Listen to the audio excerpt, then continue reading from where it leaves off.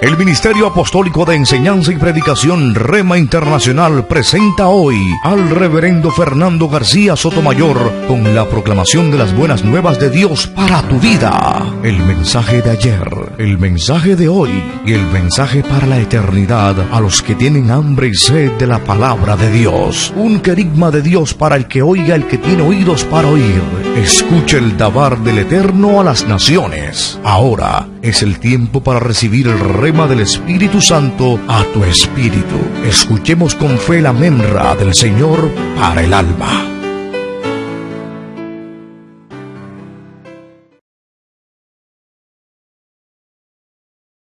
Dice la palabra del Señor en el Evangelio de Marcos, capítulo 15, y el versículo 21 en adelante. Evangelio de Marcos, capítulo 15, versículo 21 en adelante. Voy a leer la versión Reina y Valera, edición científica mundial, la Biblia del siglo XXI. Leo la Sagrada Escritura en el nombre del Padre y del Hijo y del Espíritu Santo. Obligaron a uno que pasaba viniendo del campo, a un cierto Simón de Cirene, padre de Alejandro y de Rufo, a que cargara la cruz de Jesús. Le llevaron al lugar llamado Gólgota, que traducido es lugar de la calavera. Le dieron vino mezclado con mirra, pero él no lo tomó. Y crucificaron y repartieron sus vestidos, echando suertes sobre ellas para ver qué se llevaría cada uno. Era la hora tercera cuando le crucificaron. El título de su acusación estaba escrito: El Rey de los Judíos. Y con él crucificaron a dos ladrones, uno a su derecha y otro a su izquierda. Y los que pasaban le insultaban, meneando sus cabezas y diciendo: Ah, tú que derribas el templo y lo edificas en 3 días, sálvate a ti mismo y desciende de la cruz.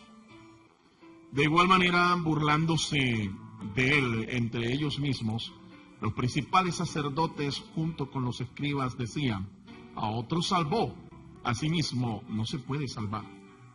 Que el Cristo, el Rey de Israel, descienda ahora de la cruz, para que veamos y creamos.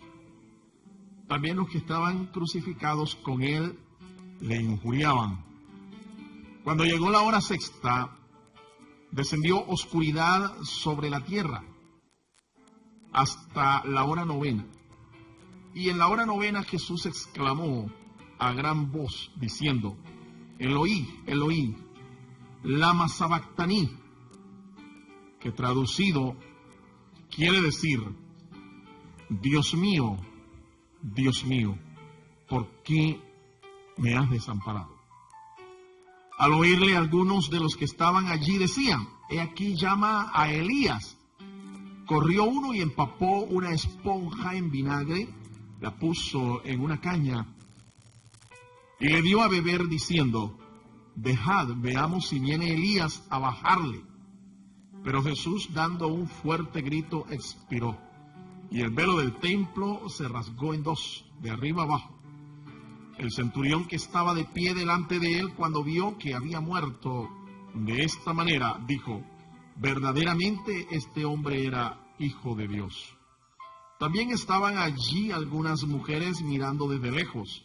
Entre ellas se encontraban María Magdalena, María la madre de Jacobo el menor, y de José y Salomé.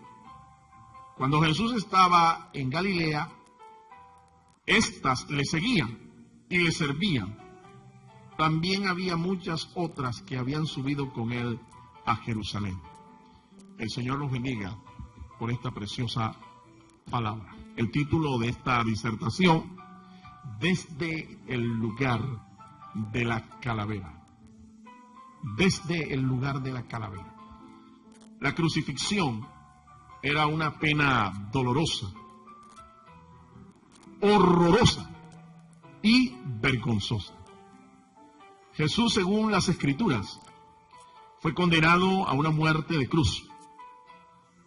Eran los malhechores y los delincuentes los que llevaban a la cruz a morir. Pero según las escrituras proféticas, Él tenía que morir en esas circunstancias para darnos vida eterna. Él tenía que morir como un malhechor, según las profecías bíblicas. La muerte de Cristo en la cruz era el resultado del juicio de Dios por causa del pecado del hombre. Dios cargó en Jesús de Nazaret el pecado de todos nosotros, de todos los hombres, y derramó su ira en el cuerpo de Cristo sobre la cruz para liberar del castigo eterno. Ese es el cuadro que nosotros estamos viendo allí, desde el lugar que los hebreos le llamaban el lugar de la calavera. Vamos a ver las escenas dolorosas del Vía Crucis del Señor Jesucristo hasta llegar a morir en el Gólgota. Cada una de estas escenas habla de su inmenso amor. Nos habla del plan redentor del Dios eterno. Nos habla de nuestra salvación. Nos habla de la única manera que tú y yo podemos ser salvos. La primera escena muestra a Jesús ayudado por un campesino. Un campesino, un hombre del campo. El mismo Jesús, nos dice el relato evangélico, que cargó su cruz por un tiempo en el recorrido que lo llevó hasta allá, hasta el lugar de la calavera. Pero las condiciones físicas del Señor habían sido debilitadas. Él experimentó varias caídas. Había sido azotado, había sido flagelado por los romanos, había amanecido prácticamente, había sido sometido a 2 juicios. Así es que su estado físico y anímico en ese momento en el que tiene que recorrer desde el lugar en donde lo condenan, el pretorio romano, hasta el lugar de la calavera, era un lugar retirado y tuvo que hacerlo solo, pero dice el texto que los romanos obligaron a un campesino llamado Simón de Cirene para que le ayudara a cargar la cruz, dado el hecho de que Jesús no podía. Él cayó varias veces. No es como nos muestra la película de Mel Gibson, a Jesús aferrado a la cruz y amando a la cruz de una manera irracional. Déjeme decirle, la Biblia nos dice que el mismo Cristo rechazó como ser humano ese horrible tormento y rogó al Padre en 3 ocasiones para que el Padre lo librara de esa horrenda muerte hasta aceptar que ese era el designio de Dios. Era la única manera en que los hombres podían ser salvos. Jesús como hombre había sido sometido a una cruel aflicción.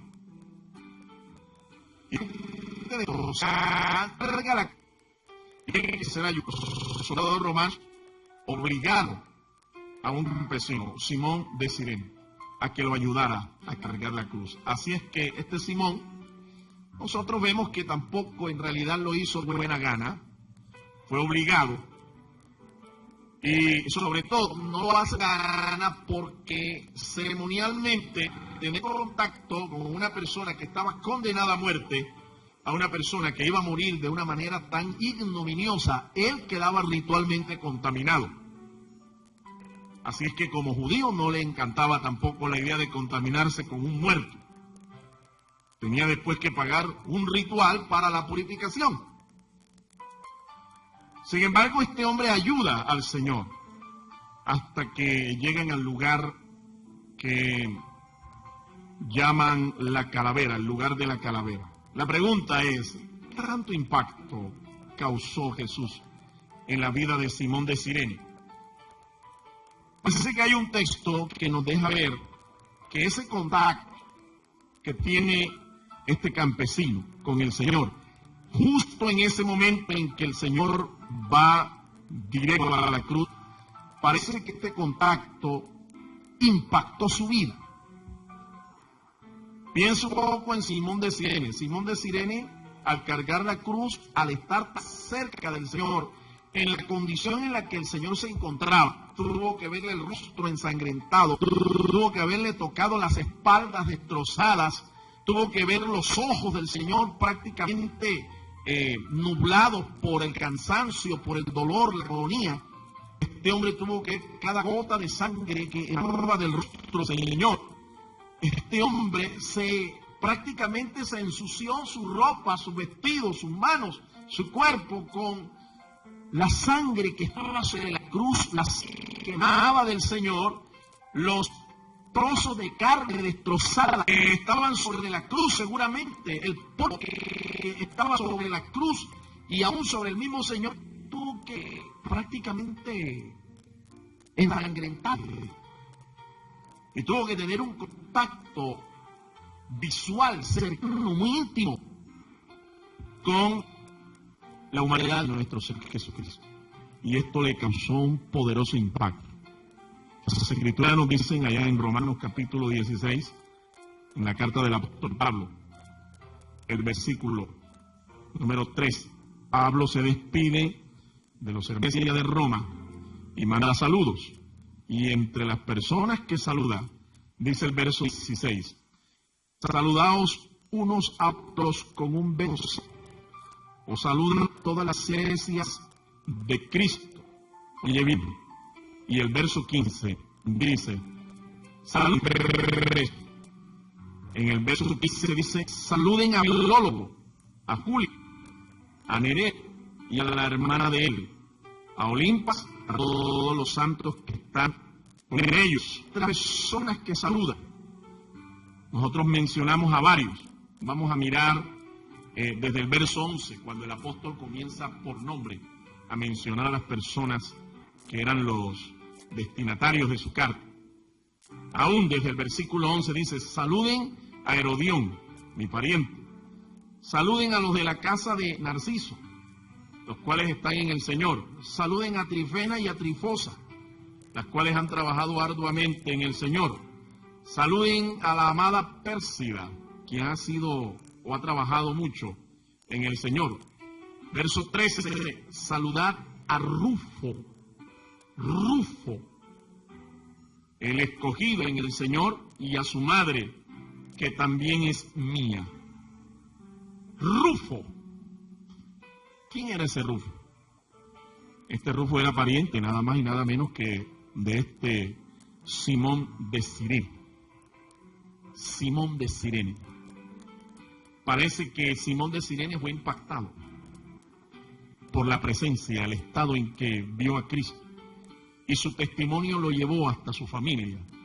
Y cuando Pablo escribe a la iglesia de Roma, entre los creyentes de la iglesia de Roma habían parientes, habían familiares, descendientes de Simón de Cirene. Bendito y alabado sea el nombre del Señor. La vida de este hombre, Simón de Cirene, fue impactada.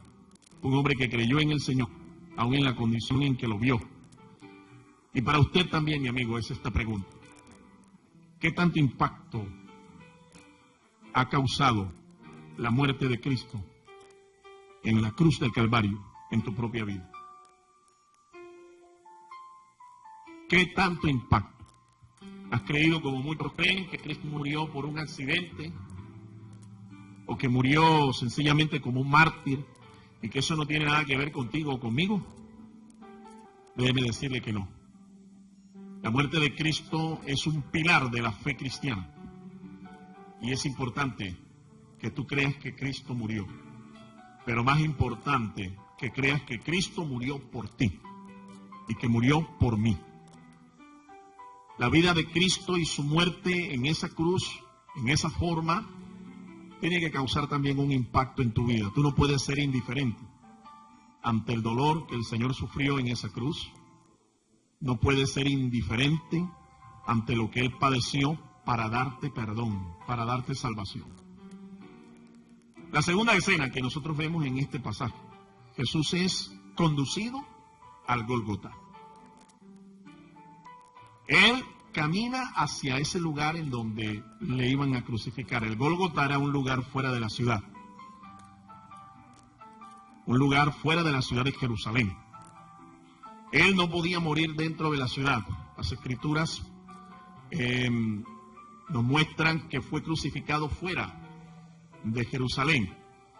Y esto lo hace el Señor porque hay un designio, hay un diseño de Dios en esto. Él tenía que morir fuera de la ciudad, padecer fuera de la ciudad. Y el escritor de la carta a los Hebreos explica en el capítulo 13, los versículos 12 y 13. Escuche lo que dice el autor inspirado de la carta a los Hebreos y que explica la razón por la cual Jesús tiene que morir fuera de la ciudad de Jerusalén, no dentro de la ciudad. Hebreos 13, versículos 12 y 13. Por lo tanto, también Jesús padeció fuera de la puerta de la ciudad para santificar al pueblo por medio de su propia sangre. ¿Le escuchó usted la razón por la cual él tiene que morir fuera de la ciudad? Tenía que padecer y morir fuera de la ciudad para santificar al pueblo por medio de su propia sangre. Y dice el autor, salgamos pues a él, fuera del campamento, llevando su afrenta. Alabado sea el Señor. De la misma manera en que Cristo es llevado afuera de la ciudad para sufrir la muerte de la crucifixión, igual nosotros cuando somos cristianos tenemos que salir fuera de nuestro templo, fuera de nuestra comodidad, fuera de nuestra religión, para dar testimonio del Cristo crucificado y más tarde resucitado. Eso va a causar afrenta, eso va a causar burla, eso va a causar vituperio, porque al igual que los judíos se burlaban del Señor porque Él fue crucificado como el rey de los judíos, ellos no podían aceptar que su rey fuera deshonrado, fuera martirizado, fuera muerto en una cruz. Ellos esperaban a un rey político, un libertador, al estilo de David, de Salomón, que los liberara de la opresión política de Roma. Así que ellos no aceptaban que su rey, que su Mesías, estuviera en ese estado de debilidad y de vergüenza muriendo en una cruz.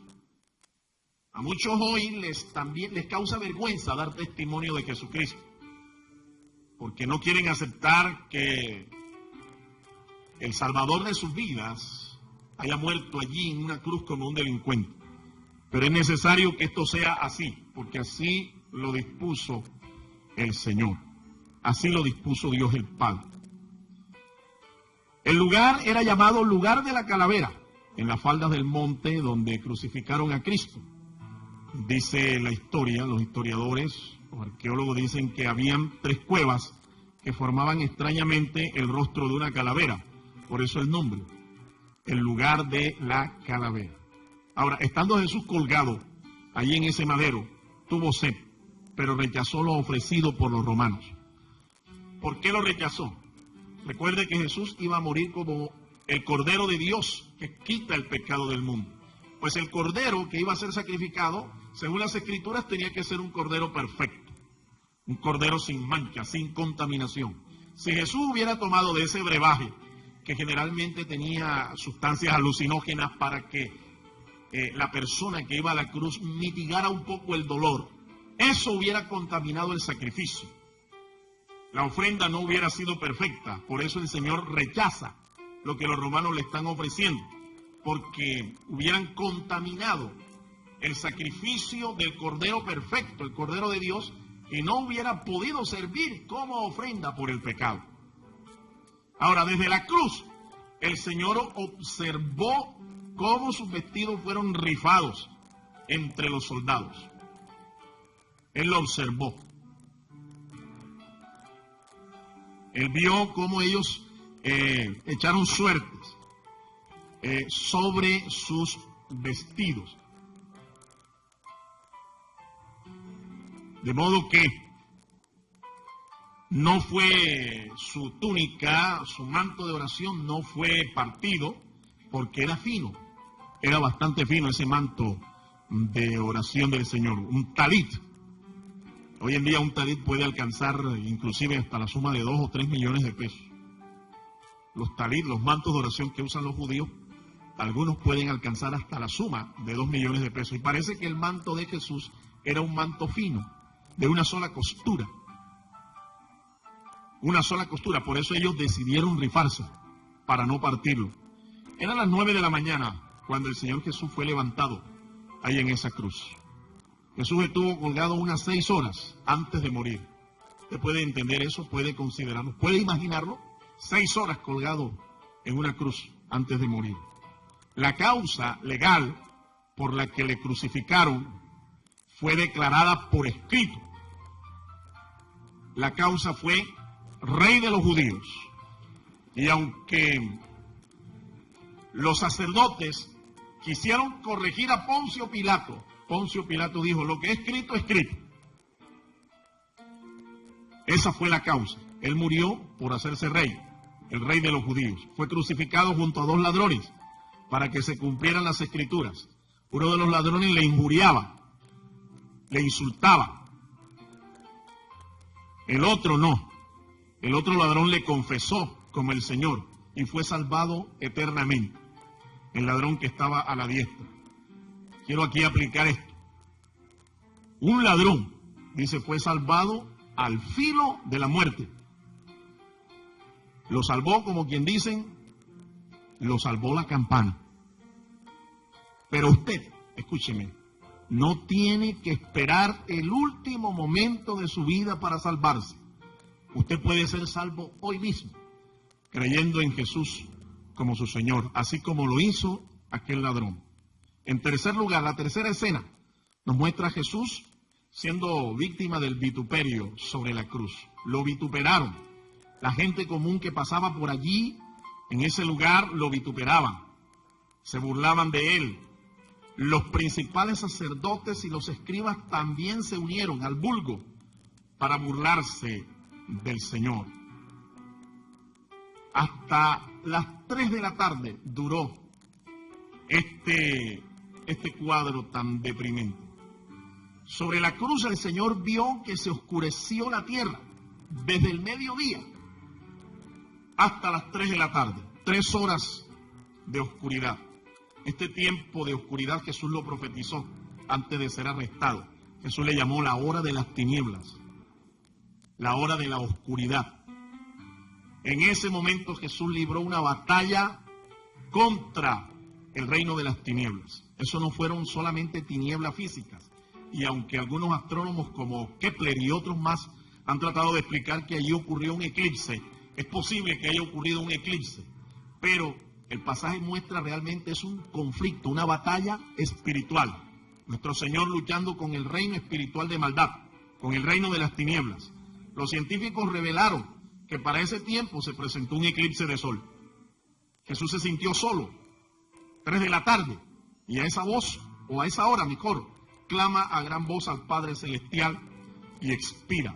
Jesús muere a las 3 de la tarde, después de entregar su espíritu a gran voz. Los judíos lo injuriaron. ¿Por qué lo hicieron?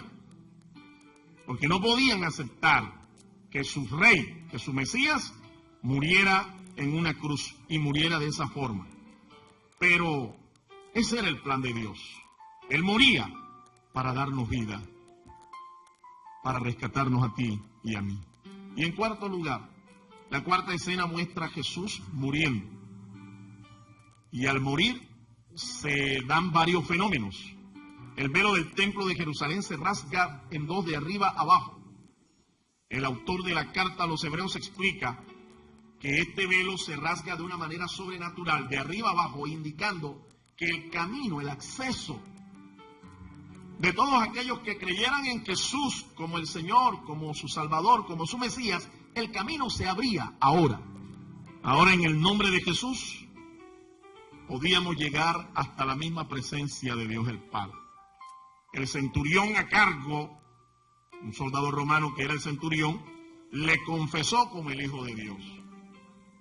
Hay una película que se llama El Mártir del Calvario, en donde el protagonista se llama Ernest Borgnine, y este hombre, filmando la película, en el momento de esa escena en que el centurión reconoce y confiesa que Jesús verdaderamente es el Hijo de Dios, eso lo conmovió, lo impactó tanto, que que sirvió como testimonio para que se convirtiera al Señor. Ernest Borgnine ya partió a la presencia del Señor, pero partió como cristiano, con la esperanza de la vida eterna.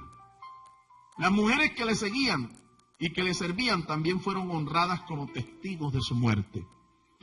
En el ministerio de Jesús hubo muchas mujeres que participaron y que le ministraron de sus bienes. Le siguieron hasta el último momento en que Él muere en la cruz. Quiero concluir en esta hora. Es un hecho histórico. Jesús murió en la cruz hace más de 2000 años, hace 20 siglos, allá en Jerusalén. Su muerte es básica para la fe cristiana. La Biblia dice que sin el derramamiento de su sangre no se podía hacer remisión de pecados. Su muerte fue verídica y fue sorprendente. Él no sufrió un desmayo, como algunos han creído y han enseñado. Tampoco fingió estar muerto. No sufrió un ataque de catalepsia. Él murió. Y las Escrituras dicen que tenía que morir. Sin embargo, se aventuraba un hecho aún más sorprendente que su muerte. No se podía esperar menor cosa de aquel que vivió una vida tan sorprendente. Su muerte era el testimonio de la horrible pena por causa del pecado del hombre, por causa de tu pecado, de mi pecado. Jesús fue el sacrificio que Dios aceptó como pago por su justicia. Su muerte nos muestra el triste fin de todos los hombres.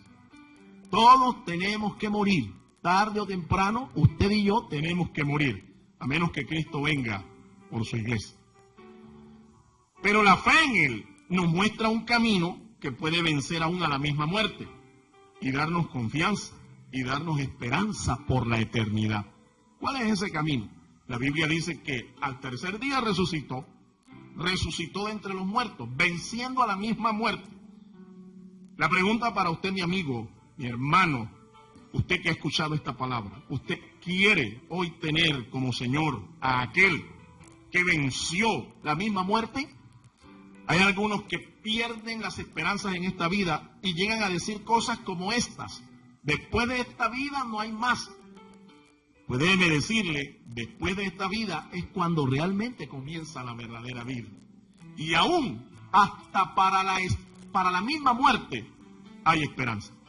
Esa esperanza tiene nombre propio, se llama Jesucristo. Él murió, pero también resucitó para darte vida, y vida en abundancia, para darte vida eterna. Si tú quieres recibirle hoy como tu Señor y tu Salvador personal, tú puedes repetir conmigo esta oración sencilla de fe. Hágalo en esta ocasión como yo le voy a indicar. Dígalo conmigo: Señor Jesús, por la fe, yo te pido perdón por todos mis pecados. Te acepto en mi corazón como mi Señor y Salvador. Te invito a entrar en mi corazón y a que tú escribas mi nombre en el libro de la vida. Reconozco que moriste y resucitaste para darme vida, para darme salvación, para darme la esperanza de la vida eterna. Por la fe soy salvo. Por la fe soy un hijo de Dios. Amén, amén y amén. El Ministerio Apostólico Rema Internacional pone a disposición esta predicación. Ofrecemos ministración a simposios, seminarios, campañas evangelísticas, educación globalizada sana y de carácter interdenominacional. Escríbanos a ministerioremainternacional@gmail.com o llámenos al celular 316-270-7181. El Ministerio Apostólico Rema Internacional pone a disposición esta predicación. Ofrecemos ministración a simposios, seminarios, campañas evangelísticas, educación globalizada sana y de carácter interdenominacional. Escríbanos a ministerioremainternacional@gmail.com o llámenos al celular 316-270-7181.